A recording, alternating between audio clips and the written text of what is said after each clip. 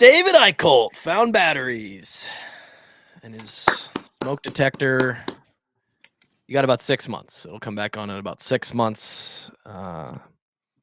This football team does not have 6 months. It has 2 weeks left. And we got the coordinators this week. We don't have KF. I was more excited about the coordinators the first week or the first time we got them. Sure.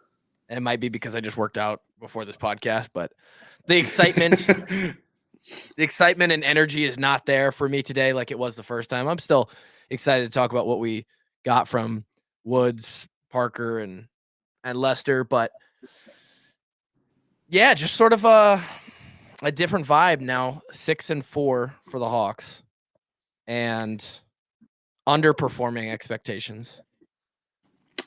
Yeah, Where are you at right now?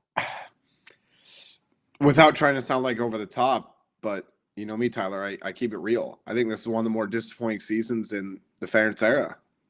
I just think given the expectations, given what we saw on paper, given the way this team has performed, I think it's a massive disappointment.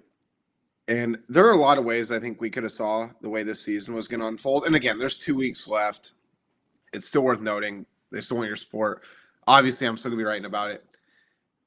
But the way the season is unfolded and the fact that the defense wasn't what we thought it should be is one of the most surprising things that's happened since I started covering this team in 2018. And I'm very curious your thoughts about what Phil Parker said, because with all due respect to Phil Parker, I thought he gave some good insight yesterday, Tyler, but I don't think he had any answers. And I'm not saying that it's going to be very concerning moving forward because I trust Phil Parker. He's earned that reputation. I'm not one to question it. But I vehemently disagree with the fact that he said, oh, yeah, well, everybody on the outside saw there's 8 starters returning and they think we should be better. Yeah, there's a couple weak points in the defense that we know about now. But even the players that were returning among those starters, they necessarily have not been better. And I think that's where I disagree with him. Now, again, he's not going to throw him under the bus. But it's safe to say the defense has not been where it needs to be. Man, it's interesting. I'd like to sit here and act like I have answers, but I don't. I actually figured something out this morning as I was just sitting here and I was like, I'm scheduled to go on a podcast as a guest for once, not a host, which is a different thing for me. In a couple weeks, and I was like, I probably should like sort of at least mentally prepare for that in a way that I answer questions in a different way, not in a different way, but like I don't. It's not going to be the narrator host energy that I normally bring, and I think they want to preview the Nebraska game with me, and like. I was sitting there. Is it with Jeremiah Searles and those guys? No, we'll have Searles on our show for that week, but it's just some other Iowa podcast that just started this year. Anyway, I was like, I'm not like I don't ever front that I know X's and O's on this show or anything that we do. I don't act like I know more than even Kevin does when he's on our show or even like a lot of fans that are former football guys or have coached or played at a somewhat high level, maybe even a Division I level. But I feel like what my perspective is I bring in, I know enough and I was around enough to know what I don't know. And that might not be a great calling card, but I think there is value to it. And I think that's sometimes why I have some detractors of the personal like Tyler Kluver brand because a lot of times I present as a know-it-all or like, oh, you have all the answers. And it's actually the exact opposite. I just know that you don't have all the answers. You being the proverbial fan or like average Cheeto finger out there watching. Yep. I just know enough and have been around enough that your opinions are wrong. I don't know the answers. I don't know the right stuff, but I know that you like what you're saying or what you have in mind doesn't make sense. And it's not always the case. There are fans that are correct on something. I get called out on that a lot. And so as I sit here and like try to, you're like, I'm curious of your perspective. I would say that's a good read on Coach Parker.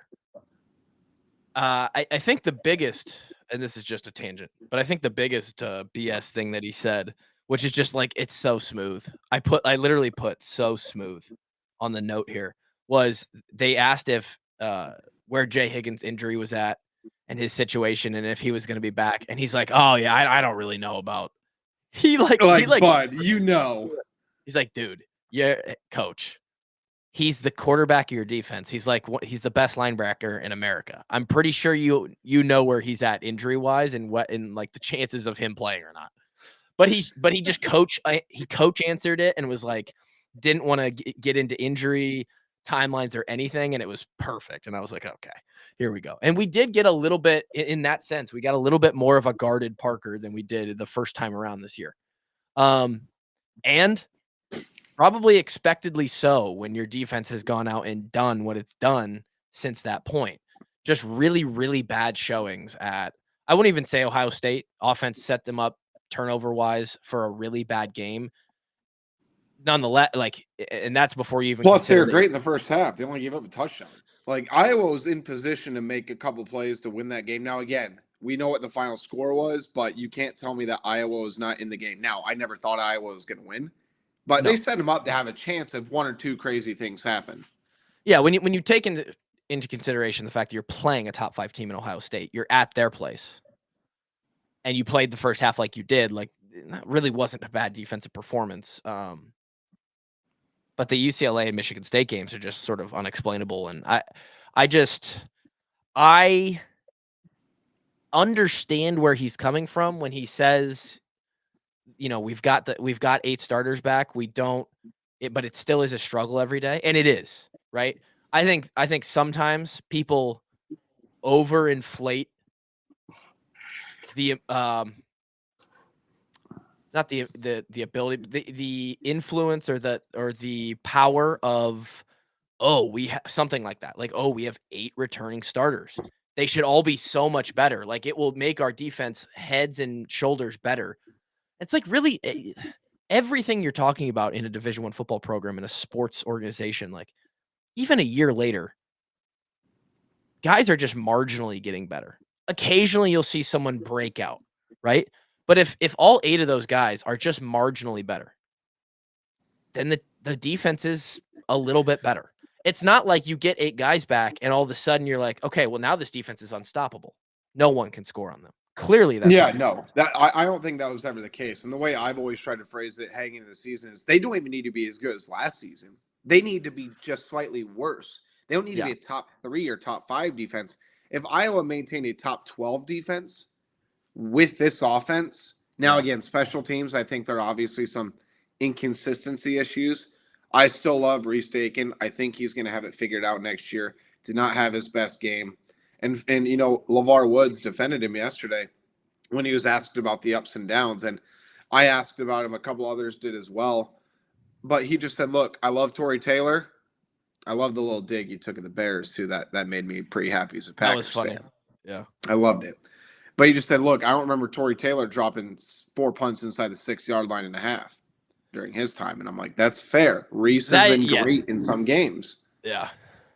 That was one of the more impressive punting performances maybe ever. Yeah. Again, I'm not going to sit here and say he's going to be as good as Tory Taylor. I think that's impossible standards to put. The kid's going to be really, really good. Levar Woods knows that. I think Levar is more frustrated with the punt coverage than he is the inconsistency of punting right now. I'll give this too, because again, I was the one game Troy when it was almost, it was very heavily Dakin's fault. On the punt return, I was vocal on Twitter like, hey, this has to be better. Like, this is just one of those things. He has to be better, and I think he will be better. After that game, I believe he was 92nd or 96th in the country in average punt, similar in net punting.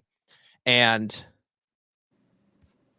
I don't think there's a sentiment that like Dakin needs to be better. Like, he's been fantastic, and he's actually been more than fantastic. Tory Taylor was 24th at the end of his freshman year, which I think was that COVID year. Reese Dakin is currently 17th in the country. He's averaging hundredths of a yard, just under 45 yards per punt. So he's going to be fine. He's not going to be good. He's already very good. Yeah. He's a top 20 punter in the country. And even then you have to, I always think those stats are a little bit swayed, although they really haven't dealt with it yet. These last 2 games they could. When you're punting up, in the northern part of the United States, you're at a not insignificant disadvantage because of the ball and the compression on a football when it gets harder and the weather gets cold. You look at a lot of these teams, and you've got Florida, Atlanta. The guys in the top 20 are Florida State, South Carolina, Vanderbilt, Florida. Those are your first 4. Alabama, Hawaii, California, Oklahoma, Florida Atlantic, San Diego State almost always is up there. Duke, South Florida. Those, 10 or 11 of the top 17 are all places where it's 71 degrees every Saturday and a light breeze. And, Justice for Keith Duncan. I know, stop hunting. I'm still angry about that. Jesus Christ, it's the biggest snub in history.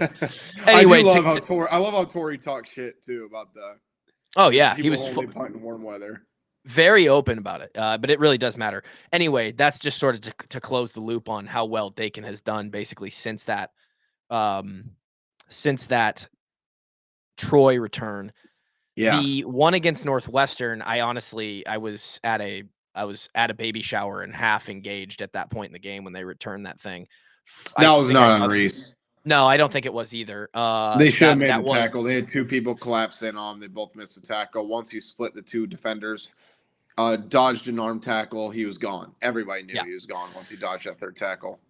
And I think basically, he was asked at some point, what was the note? He was asked at some point where they have to get better at special teams and stuff like that. And he basically said any inconsistency in the return game is basically inconsistency in placement of the ball or inconsistency in the coverage net. That's basically what it boils down to. And he's correct on that.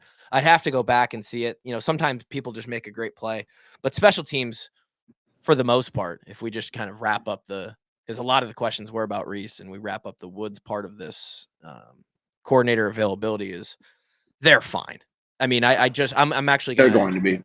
Yeah, they're more than fine. They are doing really, really good, actually, which is part of a little bit of the confusion because Caden Weechin is 1st in the country in total return yards.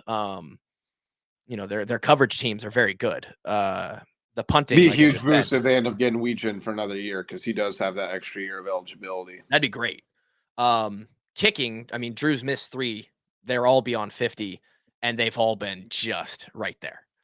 And so, the special teams, I think when you say we didn't need the defense to be top 5, we just need them to be top 12, top 15.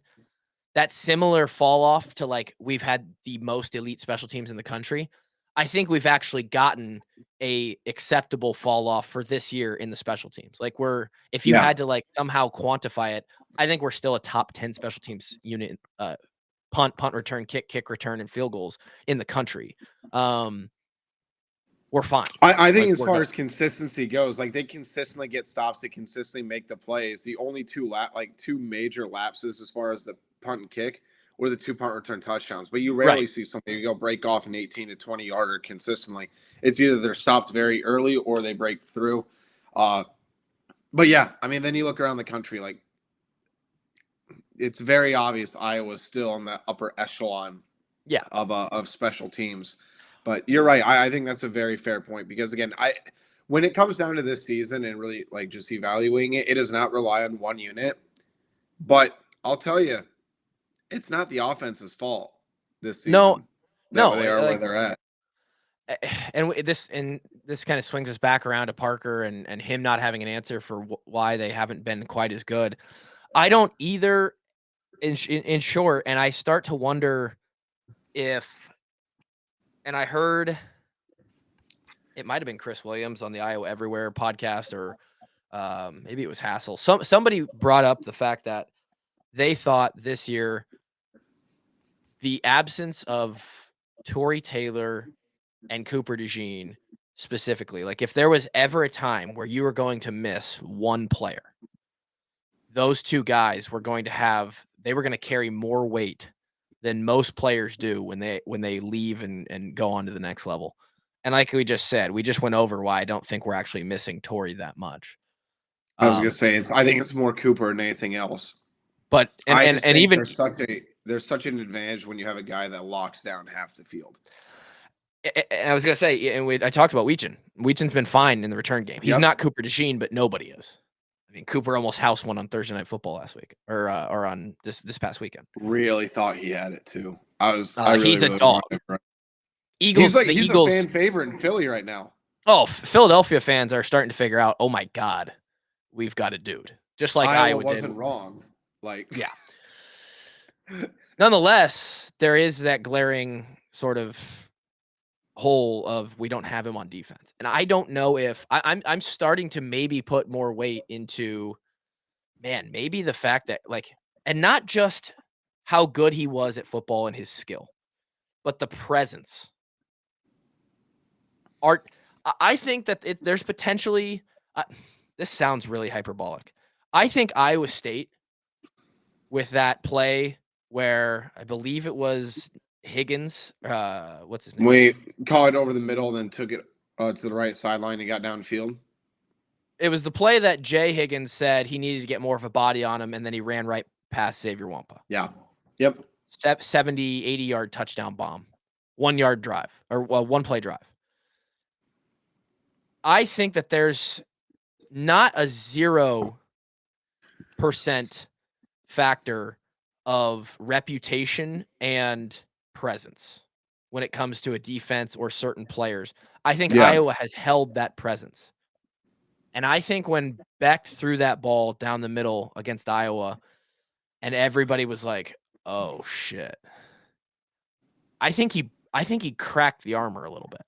I think that play cracked the armor. And then Troy did it twice. I was just thinking the same thing as you started. And the armor about that makes and the a crack, lot of sense. The crack got a little bit bigger. And then teams watch that on tape. And they see a couple teams, Iowa State was having a phenomenal year until the last 2 weeks. Troy is like, whatever, it's Troy. And they go see some quarterback from Troy, some receiver from Troy, just random dudes. They go see that those guys do that to the Iowa defense.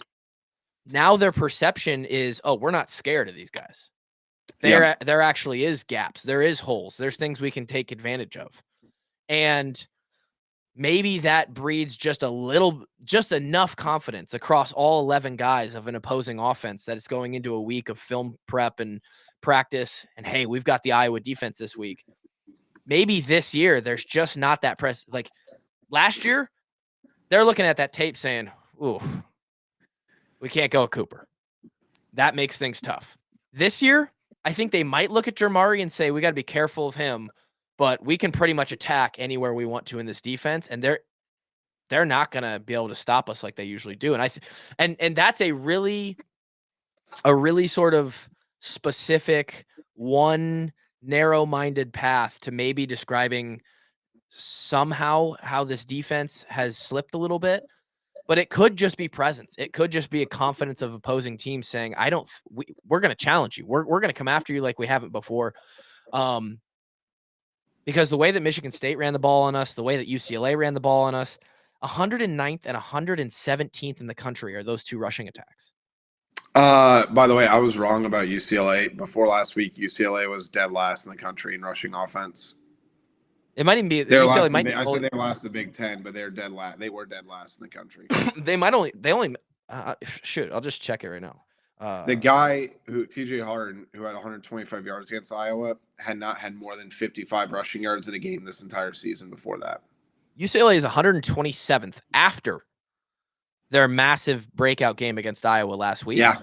They average less than 90 yards rushing a game total.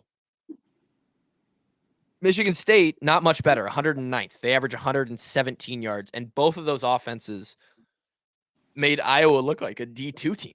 And it's just like, I don't know. Is it just a confidence thing? Like they're at home, right? You got a little bit of that home field advantage. They woke up in their own beds or their normal routine. They didn't have to take a flight. Both of them were night games. They had a little bit of juiced environment. I heard the environment was decent out there in California. The Michigan State environment was good, is what I heard. And so they've got a little momentum. They're feeling themselves a little bit. Hey, we saw all week that this Iowa defense has gotten cracks in the armor all season. We're taking a chance. And then a couple plays happen. They gain a little confidence, and they're like, oh, yeah, we're coming after these guys. And Iowa just hasn't been able to punch back. It's just like, that's my answer 20 minutes later of, hey, I'd love to hear your opinion on why this has happened, because it sounds like Coach Parker doesn't really have an answer. That's my answer. They don't have Cooper. They don't have a presence like they normally have. And yeah. I think what you said makes a lot of sense about the Iowa State game. I think that was when, I don't want to say Iowa's back was broken, but that game just looked like it took out so much on them. Yeah. Mentally, emotionally. I mean, that 1 point loss in a game where, quite frankly, Tyler, let's keep it a buck. They should have won. Yeah. They shot themselves in the foot. They did not deserve to win that football game. Iowa State did. They executed down the stretch. Speaking of Cooper, the NFL Network just tweeted this out 8 minutes ago. Cooper Dejean is allowing the fewest yards per target in all of the NFL by a cornerback. 3.4 yards. I'm telling you, man, like, I think there's some reality to what he provided us was that it was more than you could even see just on the field. It was more than what one guy can do. There was a reason why I said if he came back, you could have argued he'd be the greatest Hawkeye to ever suit up. I think if he comes back for another year, he obviously would have. I mean, if he's doing what he's doing at the next level, he would have obviously continued and improved upon what he's doing or what he did last year for the Hawks. I think he would be up there as far as, you start to talk about the guys on the wall in that All-American room. You're talking guys like Sheriff. You're talking guys like Greenway. You're talking guys like Adrian Claiborne. I think he enters that. Bob Sanders. I think he enters that discussion. Yeah, I really do. Absolutely. The other part, I will give Phil Parker this credit, and it's crazy. We're 23 minutes and we haven't even talked about the offense yet. That just shows that times have changed, right? It's coming. I do give Phil Parker credit this, and that was not something I expected him to say, was he felt the explosive play rate had gone down over the last several weeks, but the bigger chunk plays have taken out Iowa a little bit more. And that's something I've been very curious why teams haven't attacked more, because as great as Phil Parker's defense is, they've always had a soft spot over the middle in that 8 to 11 yard range. If teams know how to pick that apart and they allow that to turn into big plays, that's how teams typically have success against Iowa. That combined with a mobile quarterback. And that's exactly how Michigan State attacked Iowa. Aiden Childs made some things happen, right? They threw the ball over the middle, got in the soft spot a couple of different times. But the other thing that we haven't talked about, I do like a lot of Iowa's defensive line personnel. They are missing that go-to pass rusher. They're just missing that guy that's so feared on the defensive line. There's no Davion Nixon. There's no Anthony Nelson, I think, is one of the more underrated Hawkeyes in the Ferentz era, just because there was always somebody else on the opposite side gaining a little bit more attention than him. But he was a very solid player. Chauncey Golston was a great combination of stopping the run and being able to become a pretty decent pass rusher. But there's no AJ Epinesa. Like, they've just been missing that explosiveness off the edge. Even Joe Evans, because when Joe Evans at least he was just consistent more than anything else. But I was just going to say, they don't have that go-to feared pass rusher, and I think that's allowed opposing quarterbacks to get comfortable. And as good as your secondary is, they can't cover forever. Iowa's just desperately missing a pass rush too. Joe Evans came to mind. Obviously, we had him on the show after last year, and I was like, yeah, they don't even have, and this is maybe disrespectful to Joe. Sorry, Joe. But they don't even have a Joe Evans, who's like maybe considered like a second tier if you're looking at the all-time. I think that's completely fair. If you're looking at the all-time pass rushers that Iowa's had, I don't think Joe's maybe in that first tier, but Joe got things done. Maybe his average play was maybe the highest output that you could maybe anyone's ever had. AJ Epinesa had a lot of great high-end plays when he got his sacks, when he got his pass rushes, his quarterback hurries. He was destructive. But there was a lot of plays where it was just like, he put hands on a guy, and it was almost like he took the play off, right? He didn't start because he couldn't contain the edge for his first 2 years against the run. Right. He was a Evans, go-to feared pass rusher. The thing Joe about Evans, Joe Evans, and this is the highest compliment I can possibly give him, and I hope you understand where I'm going with this when I say it, because I don't know if everybody will. Given Joe Evans' stature, physicality, and skill set, he maximized his career with what he was given. More than anyone. That means he left everything on the field and in the weight room. There is not anybody that could say that Joe Evans could have been better or worked any harder. Yeah. He's a walk-on guy from Ames, switched positions, was an undersized edge rusher, team captain, was one of the most respected leaders in the locker room, made things happen, is on the top 5, I think, in all-time sacks at Iowa. Yeah. He maximized every opportunity that he got, and that's the best compliment I can give him. And an opposing offense felt his pressure. They were concerned about Joe Evans if he was in the game. They had to account Absolutely. for him. And they had to account for him every single play. And I don't know if we have a guy like that. Y.A. Black, I'm not someone who's like an NFL scout of D lineman. I've been told he's an NFL D lineman. I think he just gets double teamed because he is great, but it's like, he doesn't have the stats or like the big plays this year to really say that, to really like, okay, so he's the guy that got, he's doing great. Okay, I believe that. He gets double teamed. There's not a lot of guy can do against a double team, right? And then I think Aaron Graves needs one more year. I think he needs to come back. And again, if the guy's getting double teamed, what's that tell you? Especially if there's only a 5-man front. There's going to be a one-on-one on the edge. And Iowa has to have a guy that can win that. I have been told that Aaron Graves, I'm pretty sure he's graduated already. I've been told that his whole plan was to leave and go to the league after this year. That wouldn't surprise me. I don't know what else he has to do outside development, right? And I think he would be successful in the NFL. I don't think maybe I'm wrong. I doubt he's had the kind of production sack-wise and maybe disruption-wise that he thought he would have before he left the University of Iowa. I think if he comes back, he increases his draft stock drastically. Yeah, I do too. But I don't know if he cares about that. I don't. And by no means is he not an NFL player. He will go and be on a roster in the NFL. Absolutely. But I just feel like we should have heard his name a couple more times this year on a sack. And on the edge, we flash. Craig flashes. Herkett flashes. Llewellyn flashes. But I think Llewellyn and Brian Allen, I think they have a chance to be pretty something next year. That would be great because, again, it's that consistency thing. We just haven't had the consistency. And when they can sit back there and dissect and we don't get a good enough rush, and then you don't have a Cooper Dejean presence back there, they're going to complete passes. They're going to find spots in the defense. And it just is what it is. That's my best analysis of the defense this year. And to say all that and be disappointed and be like, we're looking for answers. And then you flip up the stats and you're like, okay, they're 26th in the country. Out of 134 teams, they're still in the top 20% of defenses. They give up 322 yards per game. That's winning football. That's crazy. That's better than just insane to me. That's better than 6-4 football. It just is.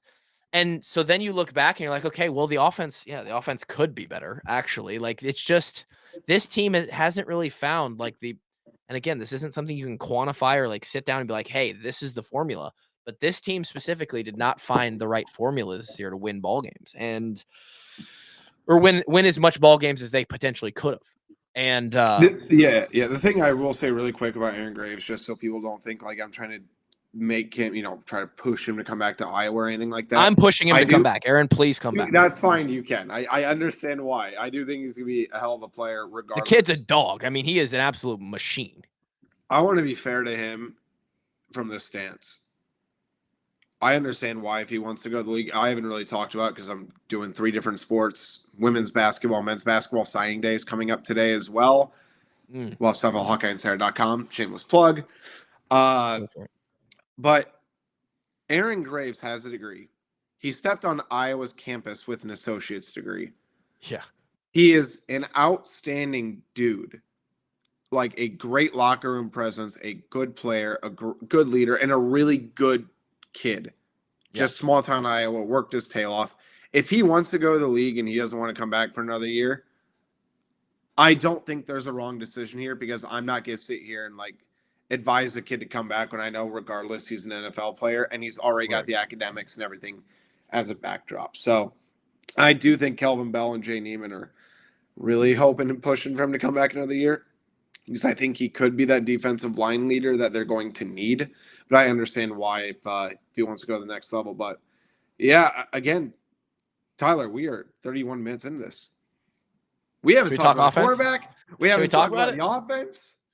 Man, I don't know what happened. You told me this, on August 30th that Iowa's going to sit here at 6-4. We're going to do a podcast together. We'll be 31 minutes in and not say a word about the offense. I mean, what a time. There was things to talk about. We can talk about the offense. This is another factor that, we're already playing from behind with Sullivan coming in halfway through the season. Say what you want about fans being happy that Sullivan was the guy and like, oh, we finally got the mobile quarterback and we're giving the second guy a shot. We think he might be better than Cade. That's great, whatever. You'd still rather have a quarterback in week 9 or week 10 that has been playing all year, right? So we're already playing from behind. Linez breaks his thumb. Cade still in concussion protocol. And we got Shaggy from Scooby-Doo as our 4th string, which, by the way, that's not a slight at Stratton. I think this kid's a ball. Like, the kid came in and was slinging it. I would love to get this kid on the podcast.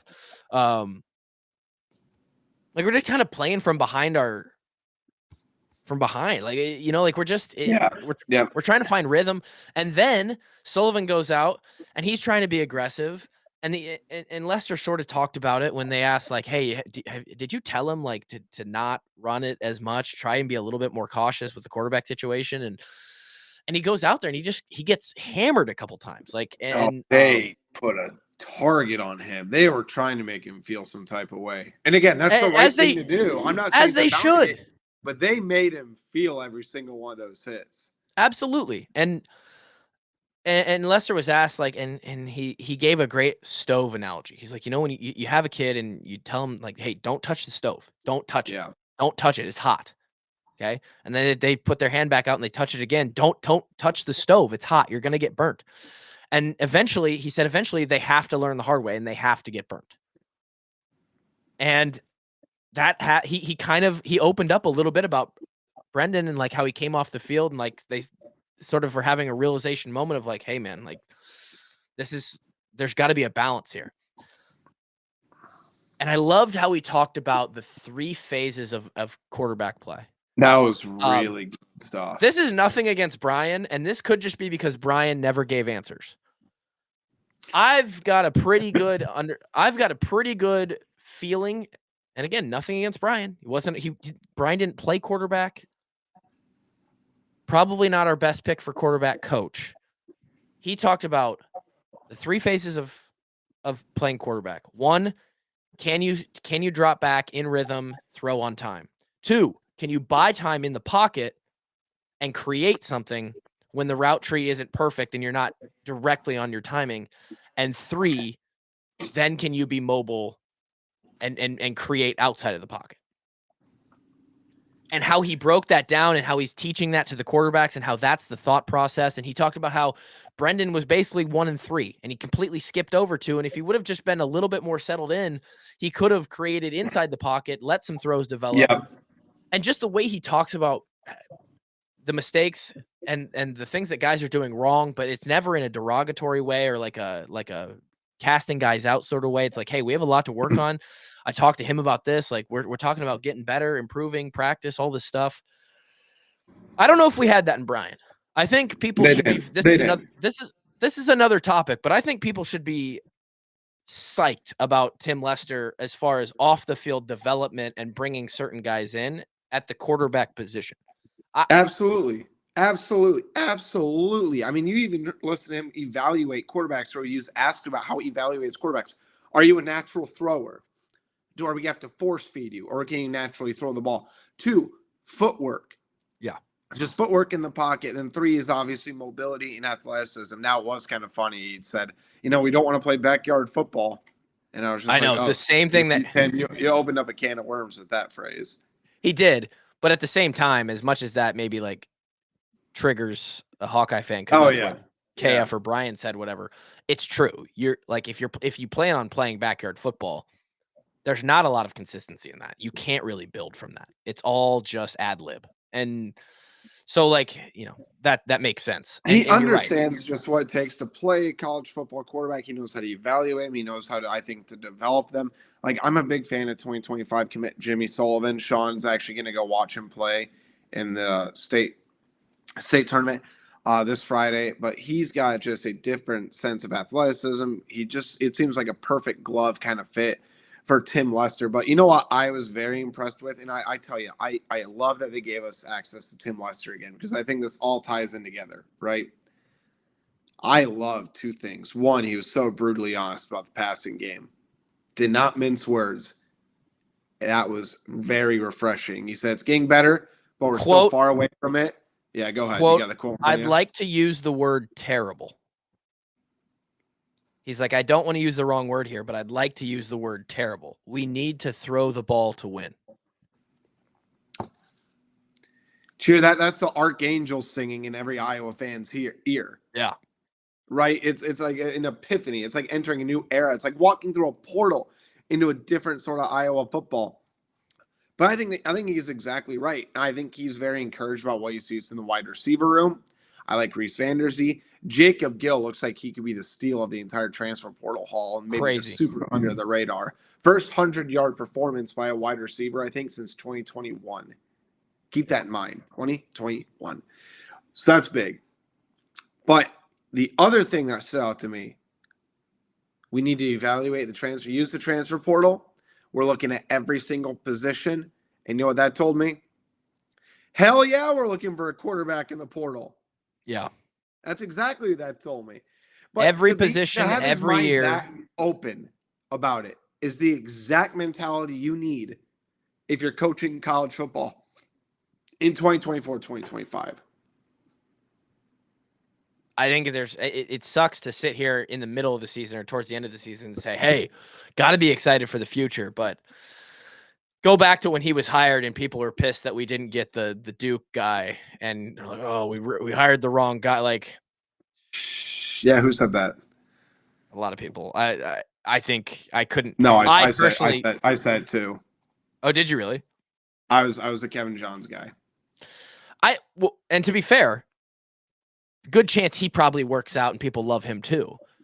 It's just the fact that people thought like KF went and hired some bum that wasn't going to be able to excite people to get it done or have new thoughts. And I think that's been a complete, he has put that to bed in my opinion. Yeah. I mean, I think you're going to see and then funny enough, they talked about the portal and the, Coach Woods is like, yeah, I actually just learned 15 minutes ago that we can't go out and recruit in December. Like these coaches don't even know the rules. They're so tied up in the in-season and the week-to-week. I did hate having to ask Tim Lester about the portal, but the way I phrased it was just like, hey man, with all due respect, I know you have 2 games left, but we're not going to be able to talk to you. Right. Until the portal opens. So it's like, what are you kind of evaluating? And I was very nervous from this standpoint. If he had said, oh, we're not thinking about that yet, it opens December 9th. Like, Iowa fans are probably freaking the hell out. It's an interesting thing, too, because he mentioned how he just sat in a meeting with Tyler Barnes and maybe somebody else. And there's probably Matt Spalding and a few other of those guys. There's a collaborative effort of they're kind of, in a sense, they're concerned, like Tyler Barnes and whoever's working with him are concerned with finding people keeping their eye out for like people who enter the portal. Like they're the ones who are paying attention to that right now. And then they come to the coaches and they're like, hey, here's this guy. Here's this guy. Let's go check out this guy's film. And then they decide from there. It's being worked on. Like it is actively being worked on. And they are, if you think they're not going to be ready when that portal opens, you're wrong. It just is going to be a very interesting offseason, knowing that I believe the roster limits come into effect next year is when that goes into place. Is that true? Yeah. The new Yes, that's the way Lester phrased that to me. Again, I'm still trying to learn the new rules myself, Tyler. Like it just changes every month, it feels like at this point. And it's weird because at this point you're like, oh, we're almost out of the COVID years where people have all this extra stuff. We should be able to like give scholarships or the scholarship. But it's like, no, now you're completely reshaping how a roster comes together. And like we might not have all of these open spots. It's gonna be it would be annoying as hell to figure out. I know that. I'm glad I'm not in charge of it. I'll tell you, Brad Heinrich's job, I'm not jealous of it. And I'm not saying in terms of like convincing Iowa fans to donate or to go after certain people, but the amount of money that he has to raise.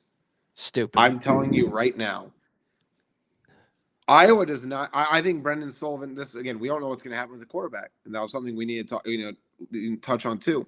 He was not going to name a quarterback. We said, assuming everybody's healthy, who starts? He said, you know what? Well, I'm battle it out. Two things. One, Brendan Sullivan has to start. It's not going to be. Here's my opinion. It's not going to be Cade. He said yesterday, which was Tuesday, at least the way he worded it, that Cade lifted finally on Tuesday, and it went well. If you're just now getting back to a lift and you're checking that off the list, in fact, Friday, fans, you're going to listen to a podcast I did with Coach Justin Lima about injury protocol and how that works, getting back from an injury, return to field protocol, and all that stuff. Go listen to that. I would be absolutely shocked if Cade is the guy, just based on him, just based on his health still. The problem is like he mentioned that Sullivan had imaging done, so they think there might be damage to him. So you're like, it's not even a decision of like, is Sully better than Cade? Does he still deserve a shot, even though he was turning things up? It's like he might not be healthy to start the game. So like they're in a bad spot. Injury has caught up bad. Which is why we did the injury episode with Coach Lima. Yeah, it's just a weird spot right now. If let's say best case scenario, they find a way to the last game of the year, right? Yep. Let's just say everybody's healthy. Now, again, they might be healthy against Maryland. We don't know that. I'm just throwing something out there. One, Brendan Sullivan should start. Yeah. Okay. I know he had a couple bad turnovers, but the offense just is better with him. He had a couple bad throws. I think the injury got to him a little bit. Yeah. Forced him to make some bad decisions. Two, Iowa has to go all in on the portal for a quarterback. And Brendan Sullivan can compete. I like Brendan Sullivan. I think he's opened eyes to the coaching staff about certain aspects of things about, hey, look what happens when you have a mobile guy, a guy that can make things happen. But the amount of money Brad Heinrich will have to raise to even get those guys to pick up the phone, I will give you the lowest possible number, I think. Because, again, Iowa doesn't need a top 5, top 10 quarterback. They need a mobile quarterback with a little bit of athleticism that is capable of making receivers better. Yeah. Okay? That's going to be about $800,000 to just pick up the phone call. It will be 7 figures if you want to land someone like that. I think there's a little bit of encouragement that Iowa at least has stuff to sell now as far as the offense's reputation. So that might help a little bit, but you're still competing against a lot of other people that are going to be just all in on the portal as well. Iowa fans are probably going to need to find a way, or Brad will have to find a way to pay someone 7 figures. And if that happens, I think you're feeling a lot better going into next year. And it's not doom and gloom, but it's going to be a very exciting offseason as far as position battles, the portal movement, and all of that, Tyler. Their schedule's no joke next year. And with Michigan State looking a little bit better, with Indiana looking really good right now, that makes Iowa's schedule even harder next year. They play Penn State. They play Oregon. They play Indiana. They play Wisconsin. They play USC. I don't care what USC's record is. They have athletes. You want to play with the big boys, guess what? They're playing with the big boys now. Yeah. It is going to be we'll leave it there. That's basically where I want to leave this, because it is going to be one of the most interesting, maybe active, newsworthy off seasons in recent memory. It's gonna be nuts. David Eichel, 247 Sports. Thanks, buddy. Always fun. Appreciate you. Thank you, everybody, for listening. We'll be back. I think I'm gonna drop this on Wednesday. I'm gonna put out a little Christmas drop. The Walk-On's Christmas lineup of merchandise is actually out now for anybody that's listening. I'm gonna put a little ad promo at the beginning of this podcast, and then I'm gonna talk a little bit more in depth about it tomorrow, along with some thoughts on some of the stuff that Dave and I touched today. So we're gonna go over some numbers, why it's weird that they're having this season despite some of the great statistics that you see, and then 5-10-5 show on Friday with Coach Lima. Thank you guys for listening. We'll see you at all those times. Until then, peace.